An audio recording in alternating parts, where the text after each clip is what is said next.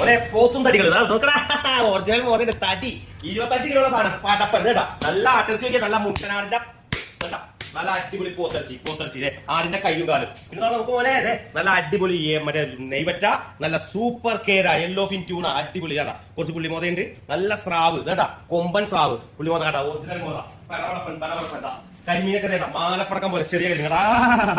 എന്താ കരിമീൻ നോക്കി, ജീവനുള്ള കരിമീൻ ചത്തട്ടില്ല എല്ലാത്തിനും ജീവൻ.